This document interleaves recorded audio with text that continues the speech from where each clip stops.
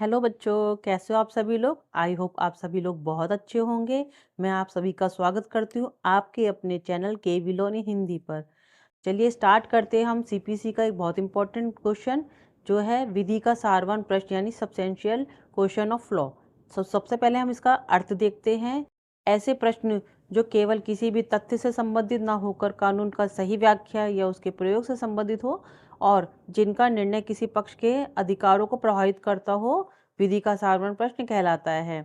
दूसरे शब्दों में समझते हैं कि जब भी किसी भी मामले में विधि से संबंधित या फैक्ट से संबंधित कोई भी मुकदमा होता है, अगर उसके कोई भी फैक्ट या लॉ उसमें नहीं डिस्क्राइब किए जाते हैं, तब आप सेकंड अपील कर सकते हैं। जब भी किसी मुकदमे में कानून की व्याख्या या सिद्धांत को समझना जरूरी हो ताकि सही निर्णय किया जा सके, तब उसे कानून का महत्वपूर्ण प्रश्न कहा जाता है। अब इसके हम आधार देख लेते हैं। तो सबसे पहले, अगर आपका मामला धन संबंधी है तो उसकी जो एक लिमिट है वो है 25,000। 25,000 तक के मुकदमे या उससे ज़्यादा के मुकदमे ही आप सेकंड अपील में कर सकते हैं, अदरवाइज वो आपके खारिज कर दिए जाएंगे। तो कानून सीपीसी की धारा 100 सिविल प्रक्रिया संहिता 1908 में आप जो द्वितीय अपील केवल तभी स्वीकार की जा सकती है जब उसमें कानून का कोई महत्वपूर्ण प्रश्न उपस्थित हो। ठीक है, यहाँ तक आपको समझ में आ गया है। अब मैं आपको बता देती हूँ कि जो आप सेकंड अपील करेंगे वो 90 दिनों के अंदर आपको करनी होगी। 90 दिनों का आपको कोर्ट द्वारा समय दिया जाता है कि आप सेकंड अपील 90 दिनों के अंदर कर सकते हैं। अब हम इनकी विशेषताएं देखते हैं। तो पहला है, प्रश्न केवल कानून से संबंधित ना हो, ना कि केवल तथ्यों से।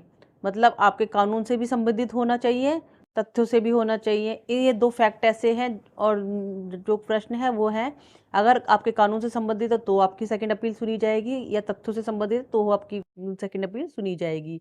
सेकंड है, प्रश्नों का प्रभाव पक्षकारों के अधिकारों पर भी पड़ता हो, यानी ऐसे प्रश्न होने चाहिए जो कि पक्षों के अधिकारों से संबंधित हो। थर्ड है, ऐसा प्रश्न पहले से तय ना हुआ हो।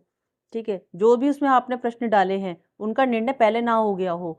अगर निचली अदालत ने उनका निर्णय सुना दिया है तो वो आपके नहीं सुने जाएंगे। अगर उनके अधिकारों से संबंधित कोई निर्णय छूट गया है तभी आपकी सेकंड अपील सुनी जाएगी। फोर्थ है, प्रश्नों का महत्व जनहित या न्यायिक व्यवस्था के लिए भी होना चाहिए। मतलब उसमें जो है भी आपके प्रश्न है वो जनता के हित के लिए, ठीक है, न्याय से की व्याख्या के लिए इम्पोर्टेंट होना चाहिए। अब हम इससे रिलेटेड उदाहरण देख लेते हैं कि यदि किसी भी मामले में यह प्रश्न उठे कि क्या किराएदार को मकान खाली करने का नोटिस व्यक्तिगत रूप से देना आवश्यक है या डाक से भेजना पर्याप्त है, तो ये एक विधि का सारवान प्रश्न है, क्योंकि यह कानून की व्याख्या से संबंधित है, ना कि सिर्फ तथ्य से। लेकिन यह प्रश्न हो कि क्या नोटिस वास्तव में भेजा गया था या नहीं, तो ये सिर्फ तथ्य का प्रश्न है, क्वेश्चन ऑफ फैक्ट, कानून का महत्वपूर्ण प्रश्न नहीं है।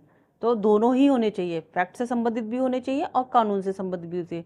जब तक कानून से संबंधित प्रश्न नहीं होंगे और फैक्ट से संबंधित प्रश्न नहीं होंगे तब तक आपकी सेकेंड अपील एक्सेप्ट नहीं की जाएगी। अब इससे हम संबंधित महत्वपूर्ण निर्णय देख लेते हैं कि Chunnilal Mehta and sons limited बनाम the century of spinning and manufacturing company limited, AIR 1962, supreme court 1314।